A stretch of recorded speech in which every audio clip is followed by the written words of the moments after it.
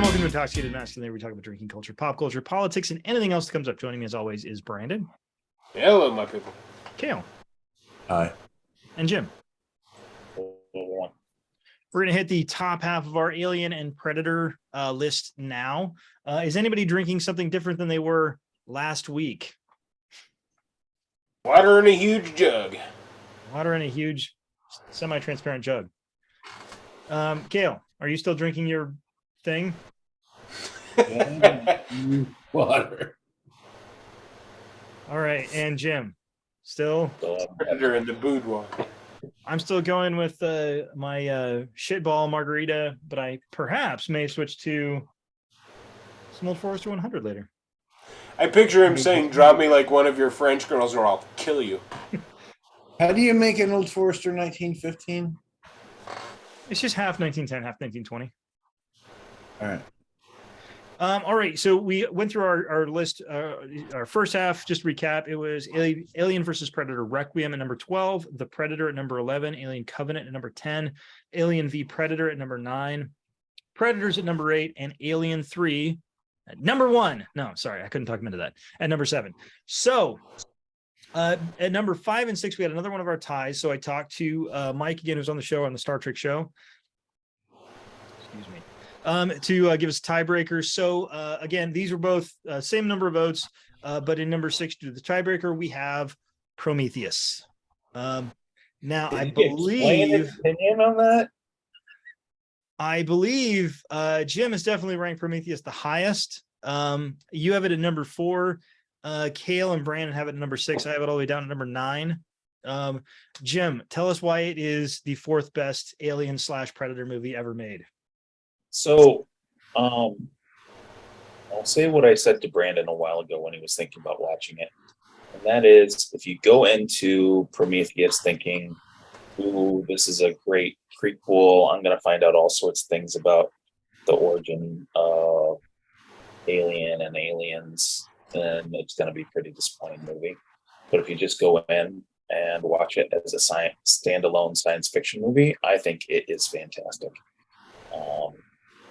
I think it has some great acting. I think the progenitors, or whatever they're called, are really interesting. I don't know. Turns out big white guys made everything. What's that? I said, turns out big white guys made everything. That's right. They did have to sacrifice themselves for some of that creation, though. I love the opening scene. I mean, when I watched it, I was hooked. Opening scene. So Brandon or Kale, you guys kind of rank this like basically middle of the pack, and number 6 is basically right in the middle of the pack. I mean, right where it is actually. So what do you think? You have this dead center. Why? Well, I Jim told me that, and I went in watching it that way, and he's right. As a standalone sci-fi movie, it's pretty good. It looks really good. It's got an interesting storyline to it, even if the alien part feels shoehorned in. I like Naomi Rapace. What's the blonde woman's name? God, I'm blanking on it. She's always good to know. Going back to our long-running segment of we sit here and try to remember the names of people that we then don't remember. Yeah. Charlize Theron. Yeah, Charlize Theron, Michael Fassbender, all of them, really good cast. No, I like the whole thing. I thought it looked. I love the kind of the bleakness of the planet again. It kind of reminded me of Riddick.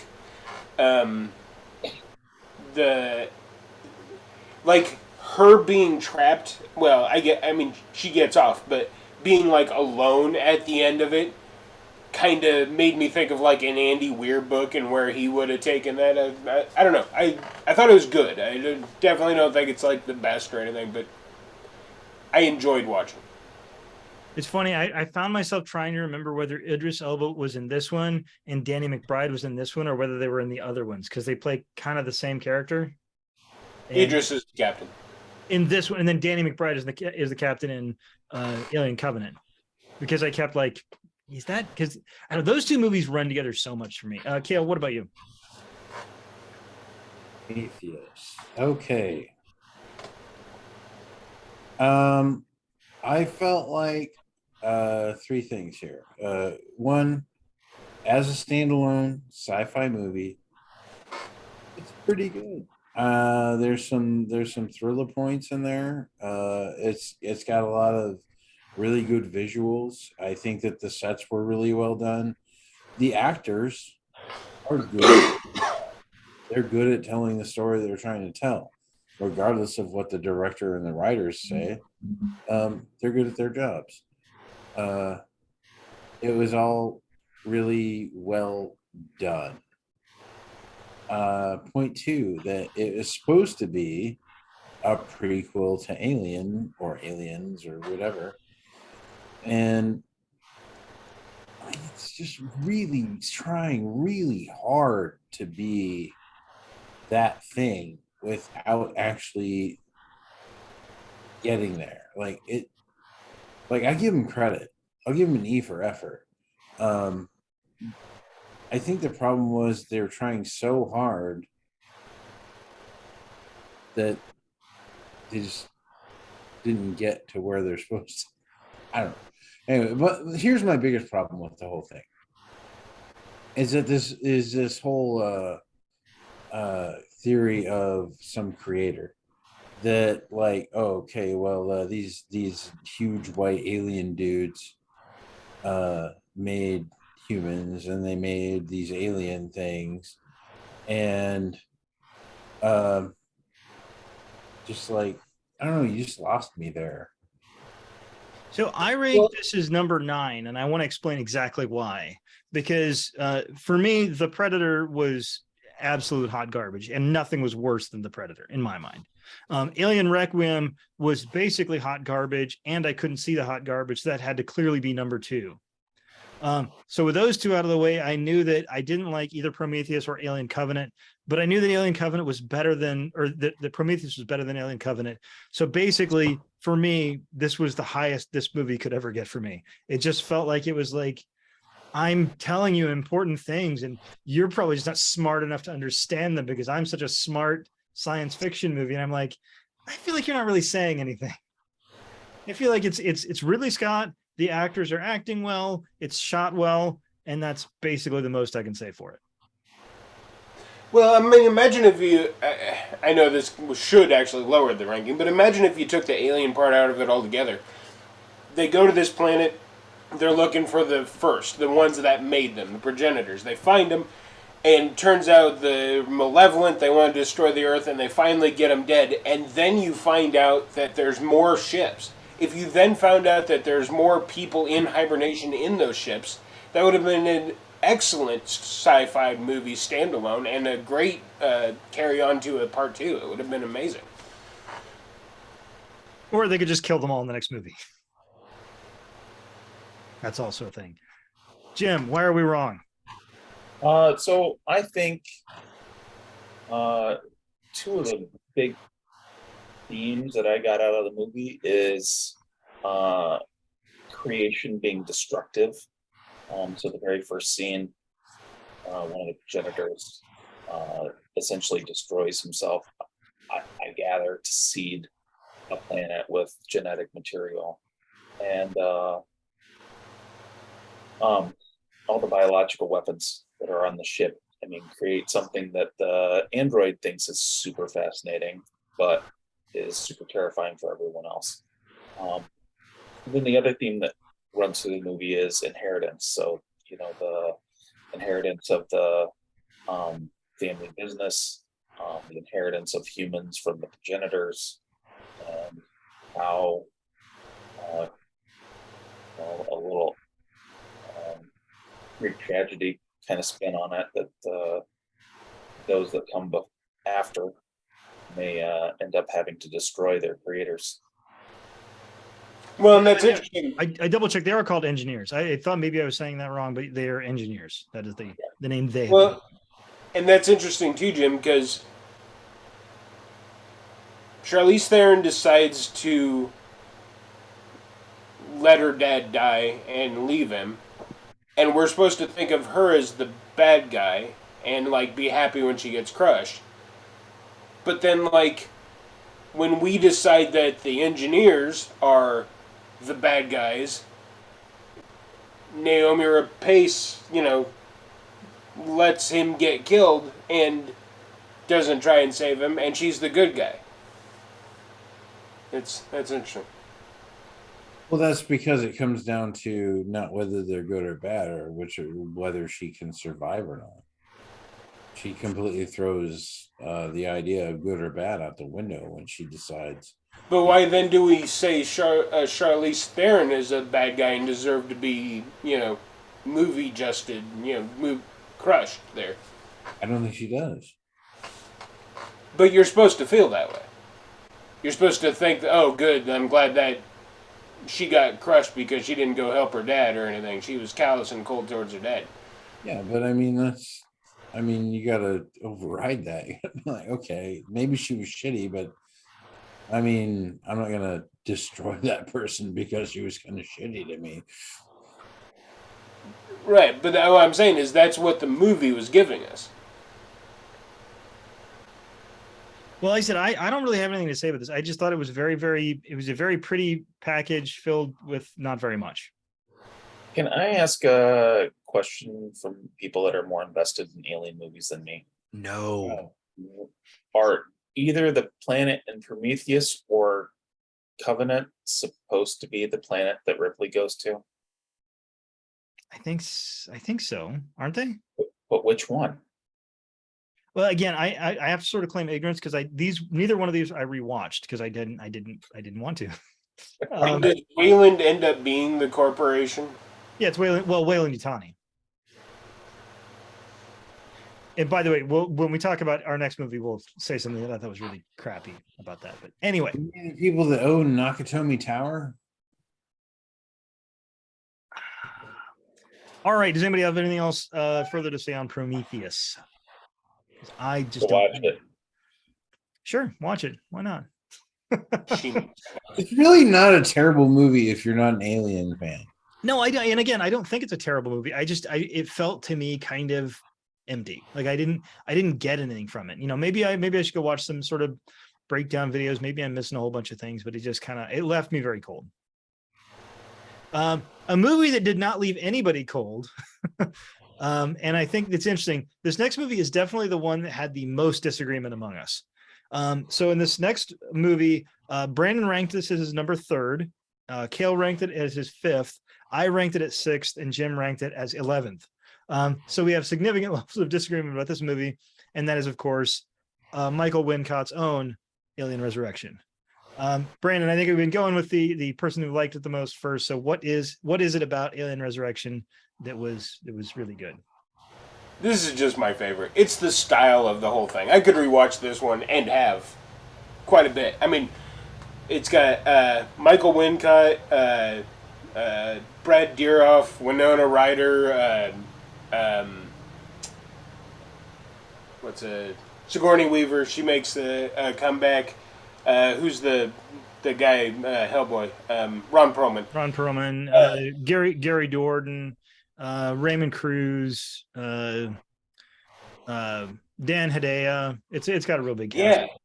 It's got a great cast, and they don't take themselves too seriously. There's that moment where he's like on the ladder and he kind of goes back and does the shot. I don't know. I thought the whole thing was very stylized, and I know that probably turned people off, but I thought it was really cool. I enjoyed it. I think they kind of had the same fun with it that like it was like a longer 4 rooms type of thing. I don't know.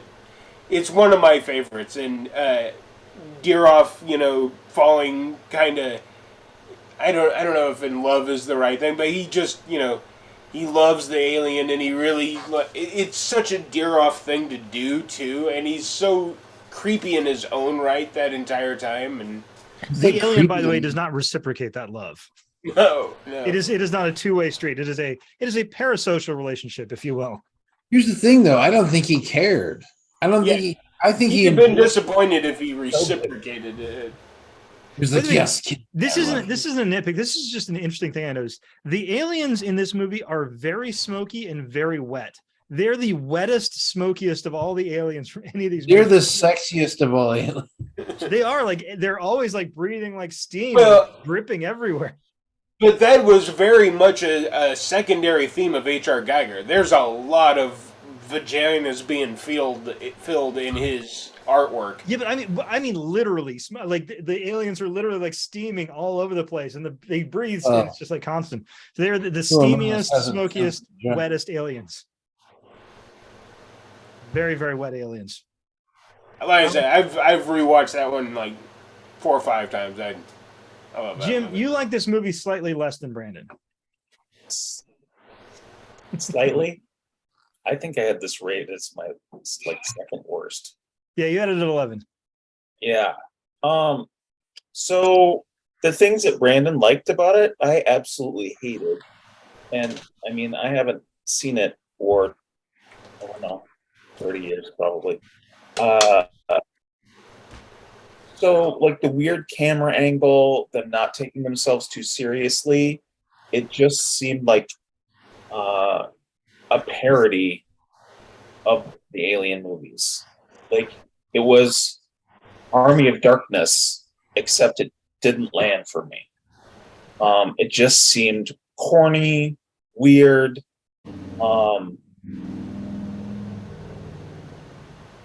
Sigourney Weaver back as a clone for no reason other than to have Sigourney Weaver in the movie. But Jim, I am myself corny and weird. Right. She's a sex-starved Corny. clone. I don't know. Like it's just the whole thing was just a hot mess for me. Well, I mean, in her defense, she hadn't gotten laid in like 200 years, so you know. Right. Kale, what about you? Yeah, I'm horny and weird. No, I'm on I board. think you might have mixed that up a little bit, but it's okay. Resurrection was, I put it right smack dab in the middle because once again, okay, like it's better than Prometheus, but it's as good as Prometheus for the same reasons. It's telling the story that you think it should be telling, but it's doing it better than Prometheus was. The idea, and this is what I was talking about with Alien 3, is that, you know, like she sacrificed herself at the end to kill the alien, but then in Resurrection, wow, what a meaningful title. You find out that, oh, like they're just making clones of her to keep bringing the alien queen back. And Brad Nierhoff, is that his name? You're off. Nierhoff? Okay, super creepy, super awesome in this movie. Like, he was perfect as that weird, creepy doctor. Like, he hasn't played a weird, creepy doctor like that since he was in Dune. But anyway, I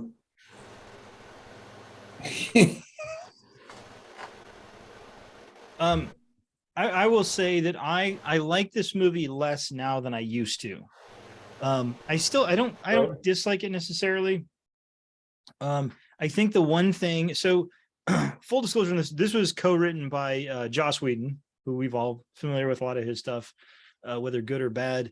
And the one thing when you start to watch a lot of Joss Whedon stuff is you start to notice that Joss Whedon isn't really great at writing characters. He's good at writing dialogue that's kind of snappy, which I think on the first few watches is good because it does have snappy dialogue. But I think after a while, you start to notice that everybody kind of has the same snappy dialogue, and characters don't feel kind of on their own. So I don't dislike it. Plus, there's the one thing that really bugged me in this, and it's a small thing, and it's put this in my little nitpicks in the special edition release. Ripley's character is Ripley. Sigourney Weaver's character Ripley is telling them about the company or asking about the company. And one of the doctors offhandedly says that Weyland-Yutani was bought out by Walmart. And I was like, that's fucking stupid. That's a dumb line. It's beneath it. And I don't care for that. That is perfect. It's just, it's too easy. It's too easy. And I think they cut that out of the theatrical, which was probably a good call. Winona and Jim. Should have been smart. Shop smart. Shop smart. Winona and Sigourney bounced off each other pretty well, I thought. Yeah, Winona is always The good. fact that Sigourney Weaver is supposed to be like 9 feet tall or some shit. That was pretty cool too. Like where they matched her up against Ron Perlman, who's thought of to be this like big dude, and she's like right up against him. Like, what do you want, bro? and then like the wheelchair guy who like breaks down the shotgun out of parts from his wheelchair. That's I forgot about that. Yeah. um, Wincutt's like only the second movie I can point to him to. It's like this and The Crow is the only place I can hear that voice. Oh, by the way, you got to watch Nope. Michael Wincott plays a cinematographer in Nope, and he is doing really fucking Michael Wincott in that movie. he should be Batman. Oh, he'd be a great Batman. That. Because like that's just his voice. Like he's not doing it voice. That's just how he sounds. Yeah, that's just him. But yeah, it's well. You should also watch Nope because it's a great movie. But you should watch it because it's Michael Wincott being Michael Wincott. The other thing that I wanted to mention that we haven't talked a lot about, which we probably should have, since these are, on one level or another, all horror movies. I feel like Alien Resurrection, the thing it definitely doesn't disappoint in is gore. Like this movie, a whole bunch of people get killed in really, really bloody ways. Yeah. And I think this is probably the bloodiest Alien movie. Alien 3 has some, like, it has some isolated scenes that are pretty graphic.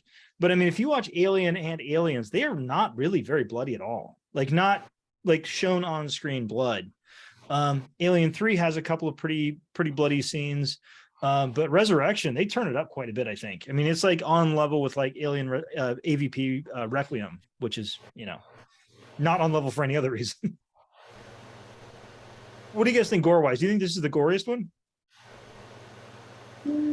I mean, the shot to Durov's head alone is. Well, also when Raymond Cruz dies, the alien just like crushes his skull into tiny little particles. Like he's just like. Isn't that somebody? Go ahead, Jim. Is this the one where somebody gets blown apart by the fan, or is that Alien 3? That's Alien 3. Alien 3 is quite bloody too. I think it's I don't know. I think this one's probably bloodier though. I'm not 100% on that, but I think it's probably a little bloodier. Okay, what do you think? I mean, you're not a big gore fan though, are you? Not particularly. I think Resurrection is fairly violent, but I think it's well balanced. There's a lot of I think of it more of as an action movie, honestly. Like, I think it's along the same lines as like Split Second or Mean Guns. Yeah, or something. it's kind of along those lines, I think. I kind of hate getting into the arguments of like, is this horror? Is it like this can't be horror? This shouldn't be horror. And it's like, who gives a shit? It's horror. Fine. Well, I mean, it is horrific to watch people being killed. I mean, Ripley literally shoots an alien through a hole in Michael Wincott's body at one point. So, and then the alien gets sucked out of the little hole and like intestines everywhere. Oh yeah, the baby alien, the baby human slash. Yeah. Okay, is the baby alien interesting, scary, or goofy? It stirs things in me that I don't want to think about. You want to fuck it? Like white slug like. No, I'm like, oh, it's like, oh, you're is expecting you as your mommy and it loves you, and then you're tricking it into being dead, and not only dead, but sucked into space horribly and painfully. Yeah, I don't know, Jim. The final alien baby, creepy, goofy, scary. Creepy and goofy. That's valid. Brandon? Creepy, definitely. Scary, maybe, but creepy, definitely. I think some combination of all of them. I think it is a little goofy, but it also, the goofiness is also kind of creepy. Like if you saw something like that looked that kind of weird, like it would be creepy and goofy at the same time, I think. But arguably every xenomorph hybrid with whatever it bred with ends up being a little goofy. Yeah. Not as goofy as the Predalien, which, God, I never want to say that word ever again. Predalien. All right. Does anybody else have anything to say on Alien Resurrection? Nope. Yes, it's very funny. Nope. All right. So this is Fuck what you. I thought it was kind of entering our top tier. We really don't have a lot of disagreement on the top four. I mean, they're all going to be, I don't know if we rated all the top four in the top four, but it's pretty close. So number 4 is Predator 2. I love Predator 2. So I rated this at number 4. Brandon at number 5, Kayla at number 7, shame on you, and Jim at number 5. Kale, why is this a bad movie, and why are you a bad person for not liking it? It's because they tried to make Predator into Lethal Weapon. That's what I like about it. It is Lethal Weapon Predator, and I feel like it works. No, what you need is an angry, racist Australian to be in Lethal Weapon. I don't know that we need that. Yeah, we just needed Arnold Schwarzenegger back as a Dutch. hard-nosed cop. But no, Danny Glover's awesome. I like Danny Glover. I think Danny Glover's always. I think he's very entertaining to watch. I And think I actually like Danny don't Glover blame in this him movie for more now than I did when I first like watched about it. the movie. What I don't like about the movie is that okay, first let's look at the time window when that movie came out. All right, and the first movie was It was 1990. and now they're trying to like let's make it urban, okay, and now he's with a cop, and the cop is Danny Glover, and now there's this big battle, and he's in this cop's using the detective skills like Batman to fight the super bad guy, and it was just a hodgepodge of all these ideals that just didn't belong together. It was I can't get behind it. I'm sorry. Well, I rated this as the 4th best. So I put it kind of right where it is. Anyway, so I think that Danny Glover brings a lot of humanity to the role. I think he doesn't feel like a invincible Arnold Schwarzenegger character. He feels more like a regular guy. I mean, he's a regular guy who's like kind of a huge regular guy, but he's a regular guy.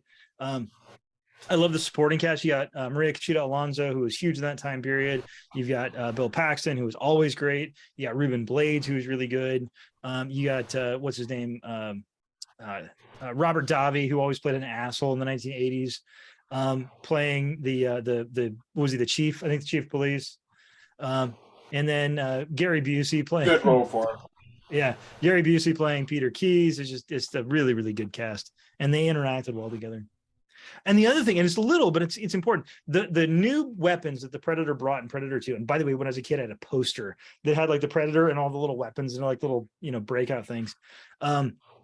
They all seemed like things that, yes, that's something a Predator would have. Like he didn't have in the last movie, but like the Predator would have like a little disc he could throw that would like cut shit up. And he would have like a net that would cut people apart. And he would have a spear. Like those seem like very Predator weapons, even though they weren't weapons he had in the first one. Jim, Jim, why don't you go ahead with Predator 2? Where did you have this? 5. 5th place. You and Brandon had this in the same place. Yeah. So when this came out, so I feel like the previous movie we talked about, maybe Brandon and Kale had a little nostalgia from when it first came out. And this one is nostalgic for me. Like when it came out, I actually liked it better than Predator when I saw it in the theater. In fairness, I didn't see Predator in the theater. But on first watching, I really love this film.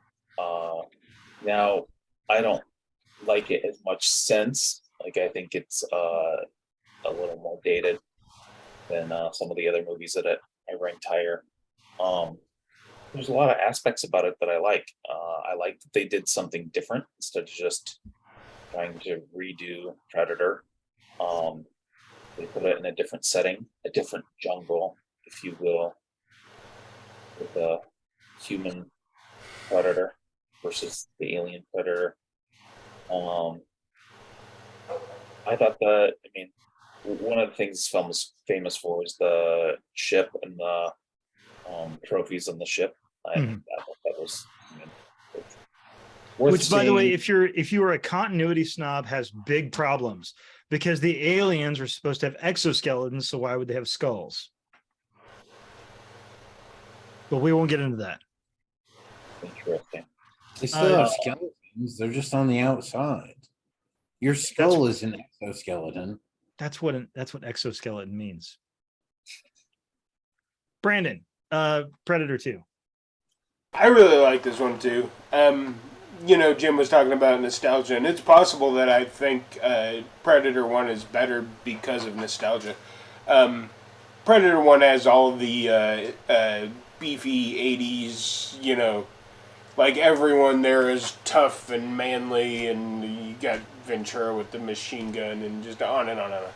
But Danny Glover doesn't feel that way. He feels vulnerable and yet still believable as someone who could beat him by being in his own element more than the Predator was. I don't know. It was pretty good. Plus, you got the scary Jamaican guy going, "You can't see the demon."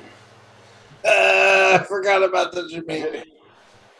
By the way, that Yeah. leads me to something that I didn't notice as much the first time I watched, because I watched it sort of contemporary at the time. People dress insane in that movie. Everybody, like, you watch the costume designer must have just been doing every single bit of cocaine that could be found anywhere in the city of Los Angeles, which is a lot. Like the Jamaican gang members have like their whole own way they dress in their cars, and like the Colombian guys dress totally different from that. They have their own thing, and like the people on the street aren't wearing like regular people clothes. They're wearing like things that are kind of exaggerated. Like everybody dresses like they are insane cokeheads in this movie. It's just kind of I beautiful. think it's the same person that was involved in the wardrobes for Johnny Mnemonic. Probably. But I thought it actually added to the movie. I thought it looked great. Like people just like, especially the Jamaican voodoo posse, just dressed insane, and they're driving like a giant golden Cadillac with like a chandelier and shit. Like, why do you have that? But also don't take it down. I would like the part that the fact that the human policeman is supposed to be like this inferior creature against this super predator, and like finds weapons and technology and stuff and figures it out, like, oh, this is how this works. I appreciated that. Like, no, you're not going to take me out that easy. I'm coming for you. I probably wouldn't use the phrase super predators in this case. Well, I mean, I'm saying like this human frail, flesh and bone body. Again, I don't know. By the way, the other thing, this movie has more cop cliches. Like you watch, there's like a cop cliche like every 15 minutes. There's you're too close to this thing. You need to step away from it. It's like, and then like, oh, the commissioner's riding my ass. It's just like every time he talks to me, there's a cop cliche. It made me think of the captain in Last Action Hero. He's just like spitting and there's stuff coming out of his ears.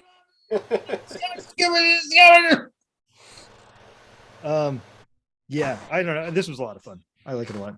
What do you guys think of the ending with the other because this is the first time we see like multiple predators, and they like give Danny Glover the gun. I had forgotten about that. Which may be interesting later on. He won because once again they have an honor system. Yeah, that's the thing. It made sense. I don't think it was out of the blue. I think like when you see other predators, like you were like, oh yeah, of course they would. They like he fought and he lost, and that's it. Yeah, I like that part of it. Today that would be a post-credit scene. I also thought it was interesting that maybe the main predator had a audience. Like he wasn't just doing it himself, like the other predators came out. Their ritual. I mean, that's the whole thing. Like the first Predator movie, the establishment of the series was that he was doing this to earn his place in their society. So I kind of like this ending better than Predator. I love the Predator movie, but I always kind of felt like the alien was a sore loser at the end of Predator. Yeah, that makes sense. Yeah. Yeah, I think that's all I had. It was a great cast. They had a great. By the way, the one thing I always wondered was, was the baby that Maria Conchita Alonso's character is carrying, was that Jerry Lambert's, Bill Paxton's child? I No don't idea. know. We'll just say it is. Because like they hated each other when they first met, and then they obviously started getting close. And then when they meet on the subway, the Predator sees she's pregnant. I was wondering if that was subtext. They were trying to say that those two were kind of hooking up.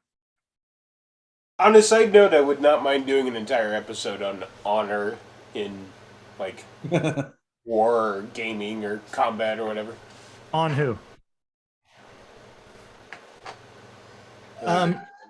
Sorry. Brandon, are you saying you want to be on someone? No, Also- I'm saying that honor is a great thing for my enemies to have. Also, Steve Kahan is in this, who played the captain in Lethal Weapon, which I thought was kind of interesting. He's just very kind of blink and you miss it kind of cameo. All right, so I think we are moving on to our top three, and something tells me that our top three are not going to be a huge surprise to anyone. Number three is one I am going to have some controversial opinions on, and that is not Alien, but the plural aliens. So, Kale, you ranked this as your number one. Jim is your number two. Brandon is your number four, and I ranked it as number five. Kale, why is this great? And also, then after you, Jim, why is this also great? Okay. The original Alien was really good alien sci-fi, a thriller, horror, slasher, killer type movie. Aliens was supposed to be the answer to that movie. Like, okay, we're gonna send all these badass dudes up here. We got vehicles, we got guns and flamethrowers and all this stuff. And we got action, and we got game over, man, game over. Let's put her in charge. And Ripley's up there, and she's like, "I've dealt with these things. I'm like the Batman if Batman was a chick." And I feel like Kale's doing the one-man show of aliens.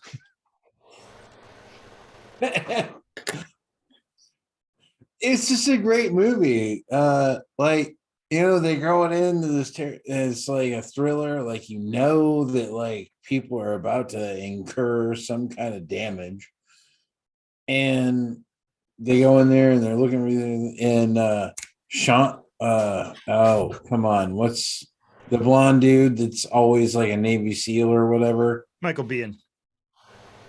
Yeah. Okay. So we got Terminator Boy, and he's up in there.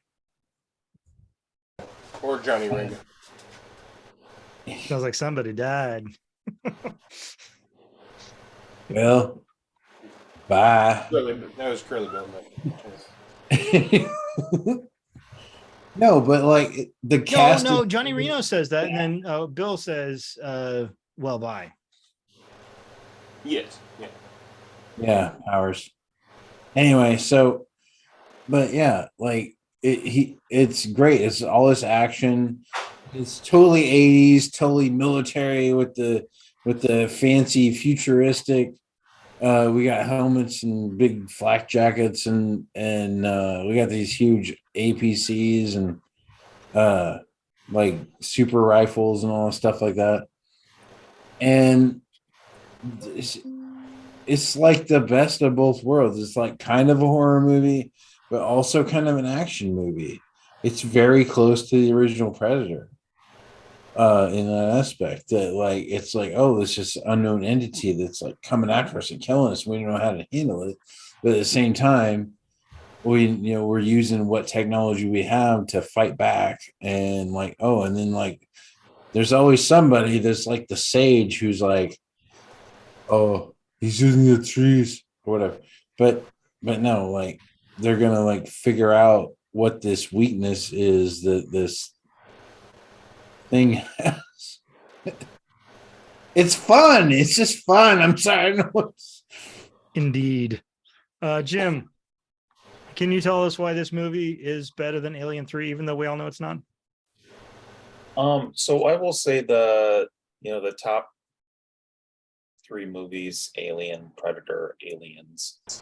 I feel like what really sets these movies apart from some of the others is even though you get very condensed hints of backstory to the characters, they aren't cardboard character cutouts. Somehow the subtle hints of what the character's personality is, what their history is, gives them depth instead of making them seem just generic. One of the things that I really like about the movie is it really seems like a logical progression with Ripley's character development. She goes back to society. She's decades out of date, has to, work her way up from a scrub job because that's all she can qualify for. But she's still a hardened character from the first movie. And as an opportunity presents itself, kind of takes over. Like Kale, I think Cameron makes really cool gear and ships and stuff. Like as a kid, when I watched it, I was like, this Yay, militarism. Exactly. I just think That's right. I'm just saying it's enjoyable. It's a I'm fantastic. just giving you shit. I'm not saying you're wrong. I'm just giving you shit. No. I'll say you're wrong in a minute. It's just a fantastic action film. I don't think it's much of a space horror film. I really think it's an action film. I mean, I feel like it does have a horror element to it that it really keeps tension up, which is nice. And then you've got Bill Paxton's comic relief, which I don't think is corny at all. It's just his character, and it kind of cuts the tension. He just about cracks me up every time he opens his mouth in this movie. Look, if you've never seen Twister, just go watch Twister. I don't Really, watch Twister's the one you go for Bill Paxton. I don't Twister. watch disaster movies. I love that movie. I like villains that actually have motive. Anyway. Brandon, so you like this movie a little bit less than them and not quite as little as I did. What is your impressions of Aliens? In many aspects, I think it probably makes no sense in light of how much I liked Resurrection, but this is definitely more of an action movie.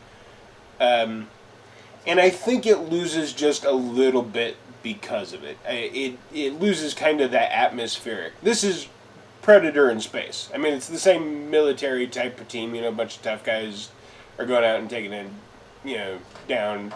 But the first one is so atmospheric. It's very much like a horror psychological movie in the first one, and this one kind of loses that one a little bit.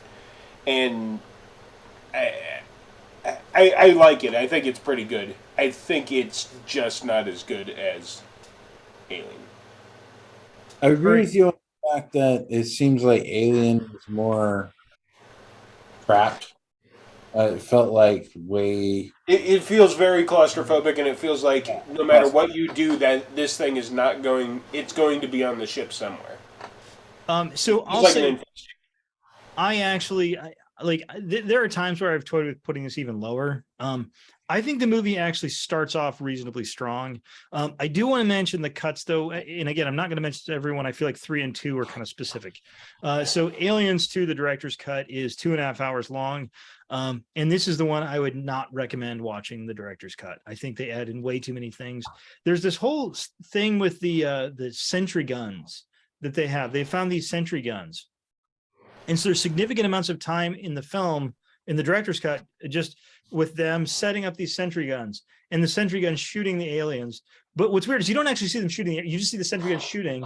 And they're in the command center being like 600 rounds, 400 rounds, 200 rounds. They're out of rounds. And they go, gun D, it's a 600 rounds. It's a 400. And you're like, why am I? I think I'm getting deja vu here. I do vaguely remember that part now. I think they're trying to build up the disparity of the situation. but it's very, very unhelpful. There's stuff. So It was like there's millions of them. They're unstoppable. Well, but that's not suspenseful. That is more of a suspenseful thing. That might have had more impact in the first one than this one. Yeah, it definitely did in this one. Plus, apparently, Sigourney Weaver was upset because they cut out some of her character stuff back at the space dock, where it sort of talks about her daughter had passed away and all this other stuff, which I understand why she likes it as an actress, but as a film, it doesn't help you because you don't learn anything. Plus, in the director's cut, it goes into Newt's story and where her family goes out to see the eggs. But we know that, we know that in the film. So why would we need to see that? It's just, it drags things out much more than they should. That being said, I don't like this as an action movie, particularly. I feel like the characters they don't seem real, and they seem, I don't know. I didn't care for them a lot. What else did I say? It also drags. So the one thing I noticed is I liked the beginning, and then as the movie went on, I started to like it less and less. There's a thing that sort of some movies do and some writers do where they insert things that happen to make the movie go on longer. And those are infuriating to me. A movie should just be a story that exists to be the length it needs to be. And so they drop Newt when they're crossing a thing so that they then have to go find Newt. So it's just like a thing that happens to make the movie longer, and it's infuriating. I hate that in movies. And also the alien queen, while she is very good looking, looks like a puppet. That being said, it's not a bad movie, and I like a lot of the actors in it. So what I heard was that you think the alien queen is very good looking. I mean, she's not bad, Yeah, it's I found it to be a very frustrating film, to be honest. Especially the middle. The middle is very, very slow. There's just a whole lot of we need to have somebody crawl down this pipe to go start this computer, and we need to seal a bunch of doors shut. And it's just I'll say this: Resurrection did a better job of the suspense, the action sequences, that's to me that's the opposite. Resurrection cuts all the suspense out. It's just an action movie. So Jim, why am I wrong?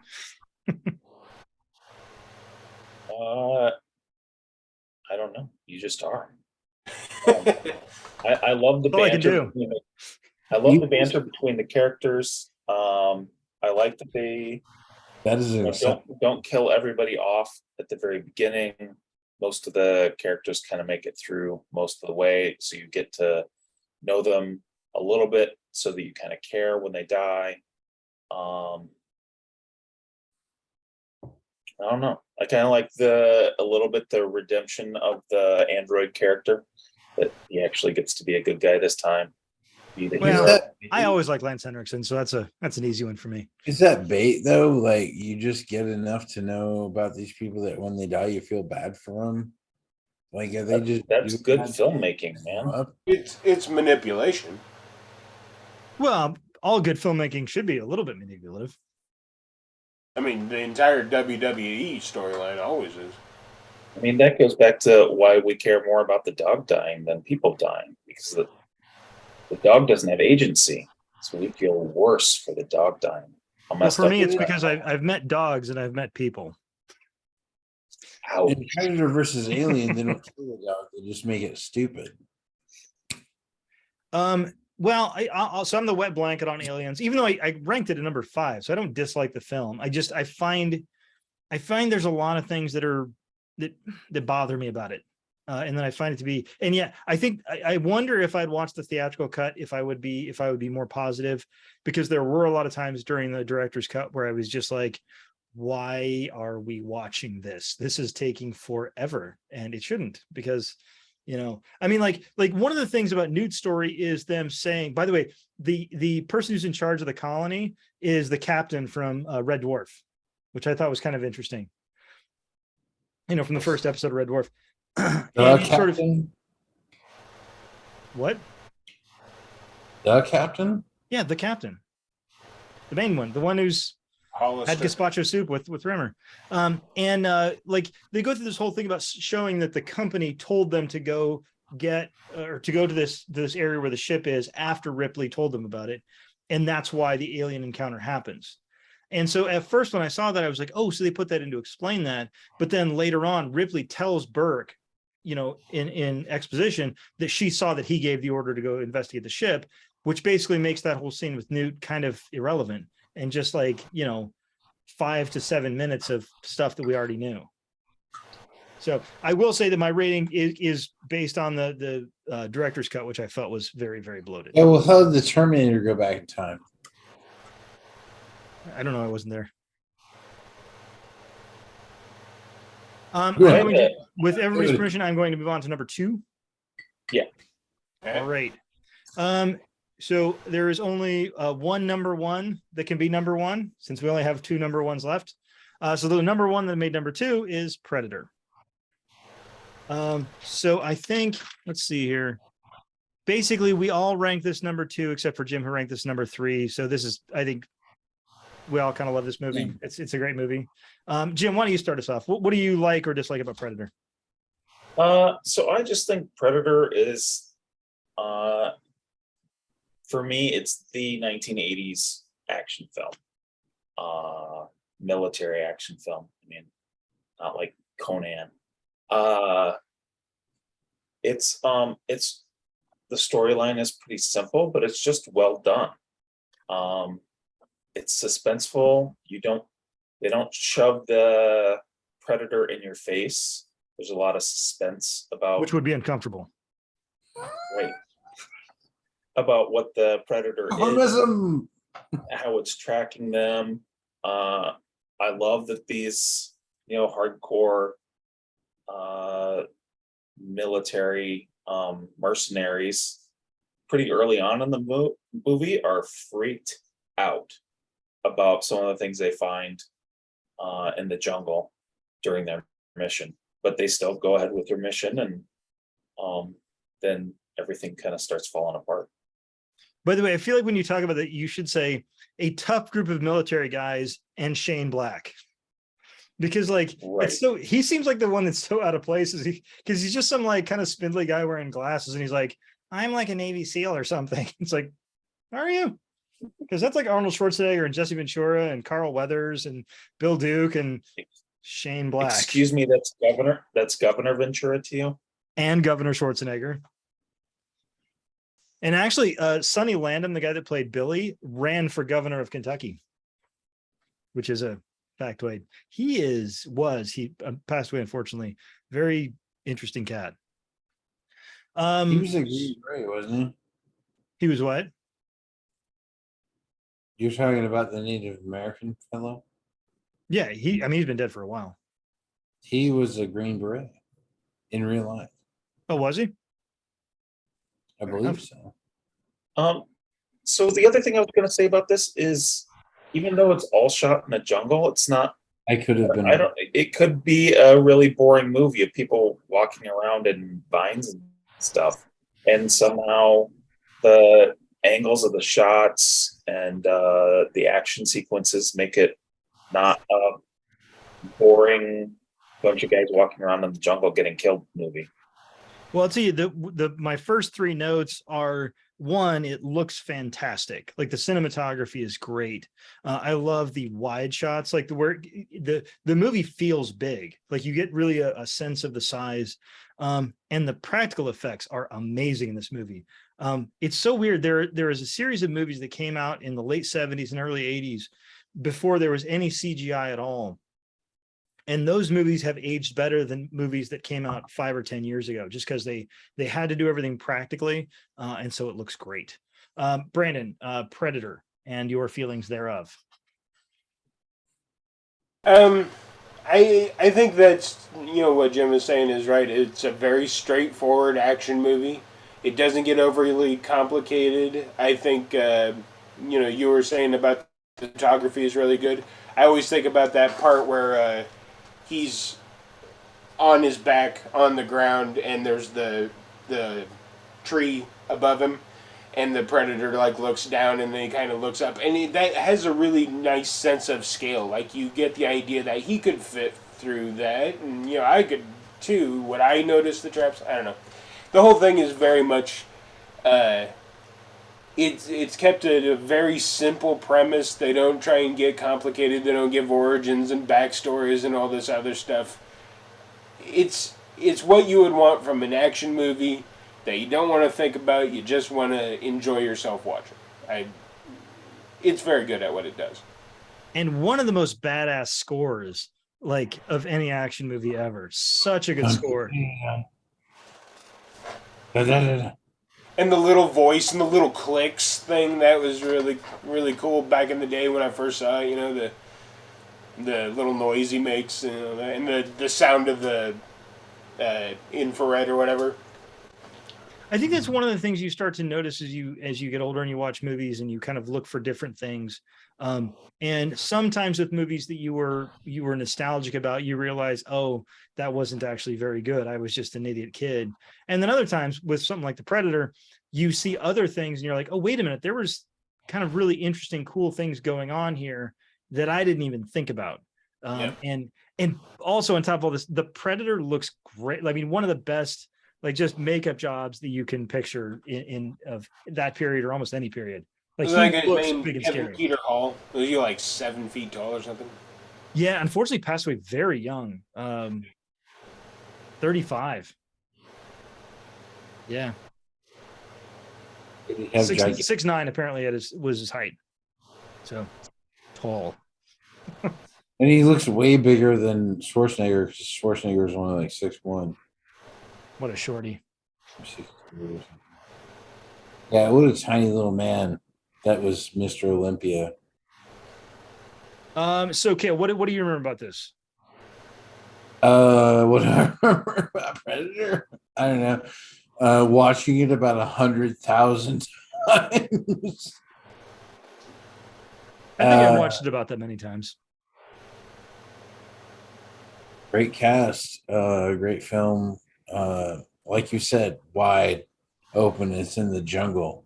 Although they make that classic Hollywood mistake of putting a kookaburra in the jungle in South America, which it actually lives in Australia. But anyway, I just Googled it and they got him at 7'3", but I don't know, it's IMDb. I don't know. It's big. He's big.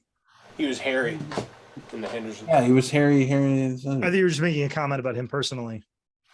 He's a big dude, like metaphorically and physical. One weird little thing I just noticed. So the guy that played, you remember Scorpio from Predator 2, the one that Danny Glover shoots off the roof? Not At really. the very beginning of the movie. It's like the first group of Colombians they come up against.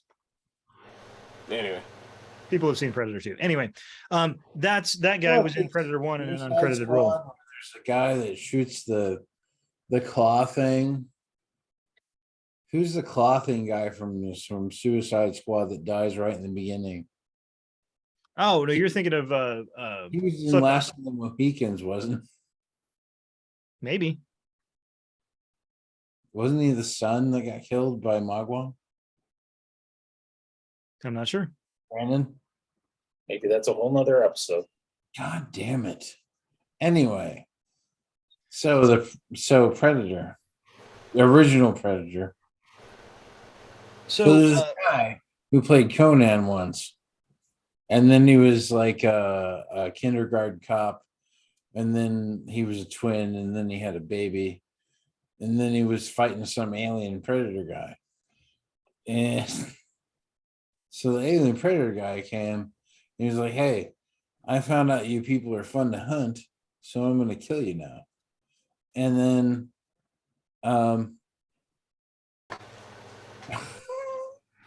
there you go. So I think I'm gonna move on to our number one, if everybody's ready. Is everybody ready for the ready? Are we ready for the number one? fine. So the number one, as probably will not be a shock to anyone, is Alien. Myself, Brandon, and Jim all ranked this as number one. Kale ranked it as number 3. So again, I think in our top tier, we're really not particularly off. I think we all kind of agree on these top movies.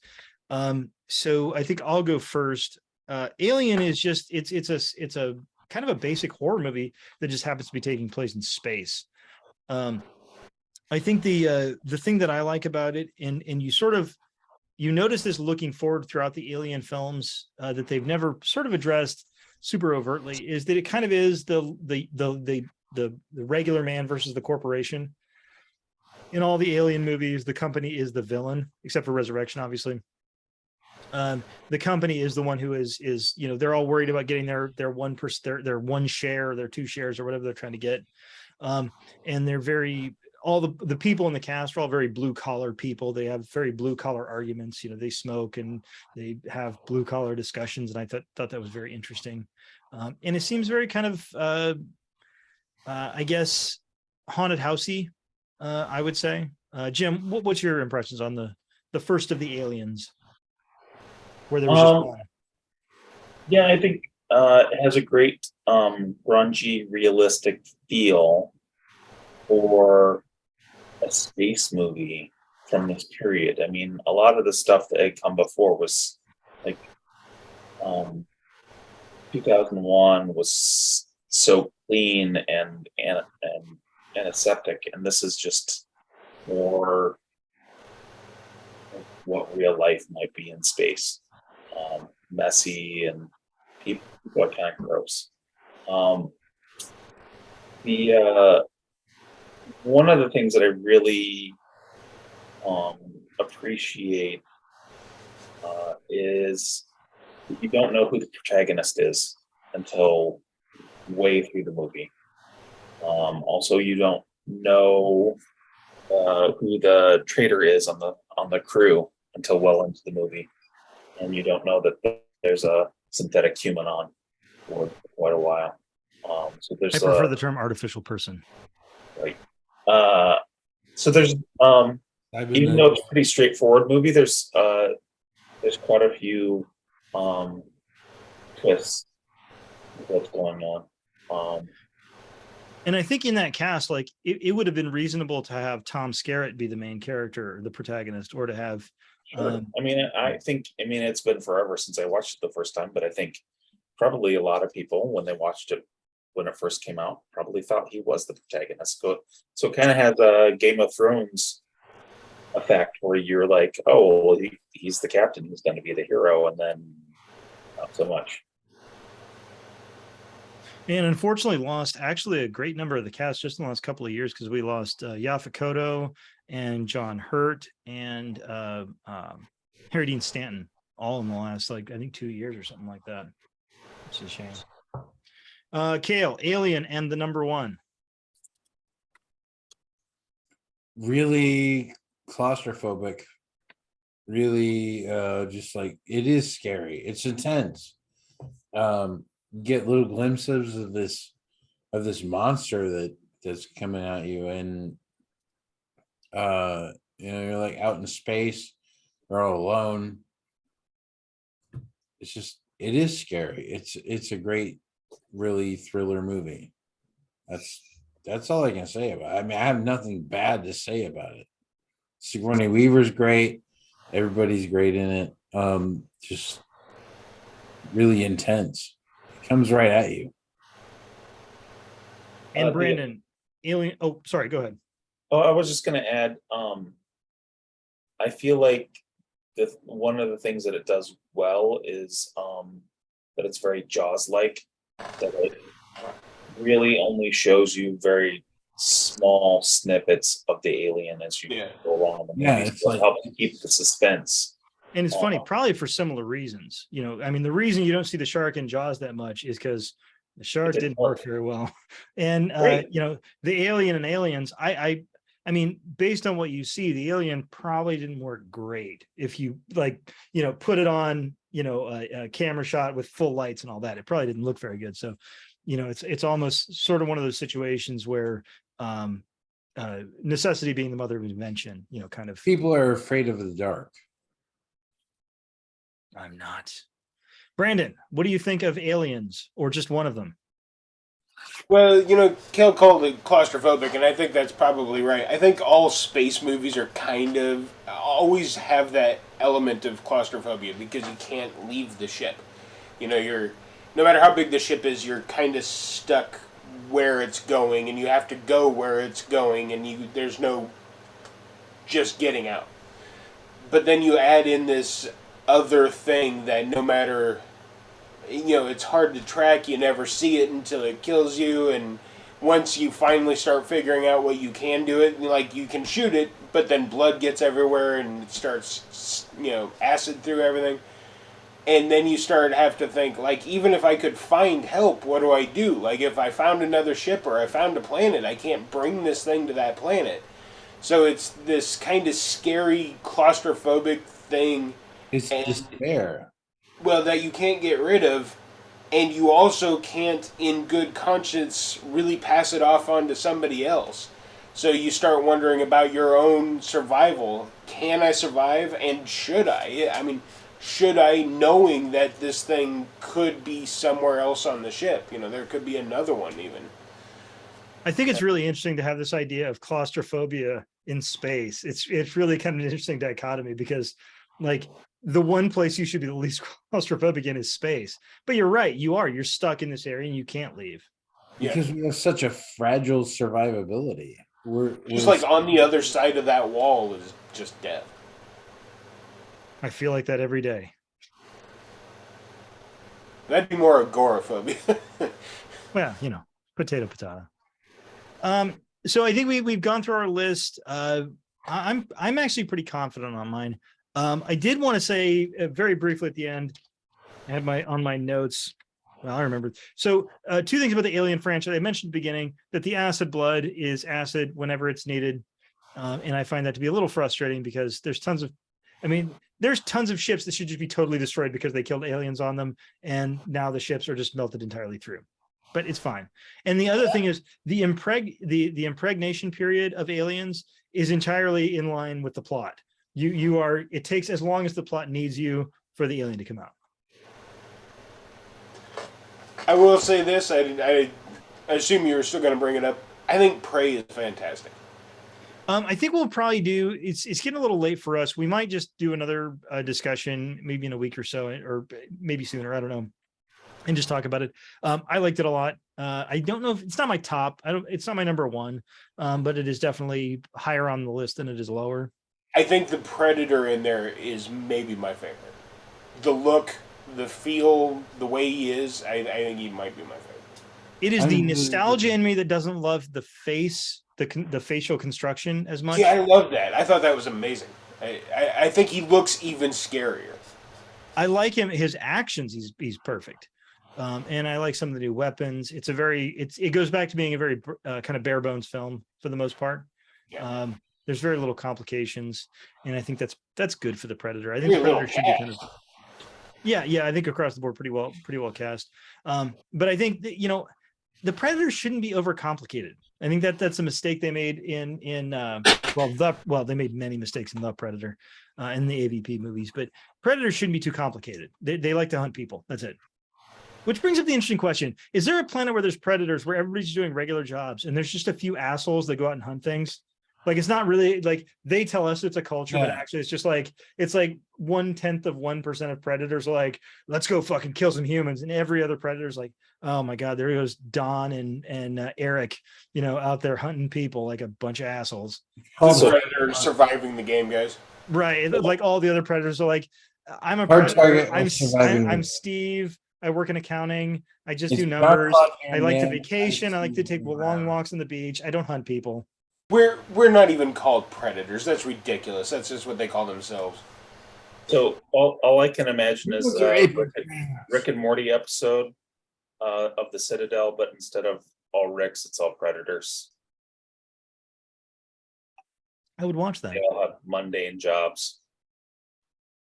All right. Well, I think we're going to come back maybe in a little while and do a discussion on Prey. Right now, Brandon and I have seen it. Kale and Jim have not seen it yet.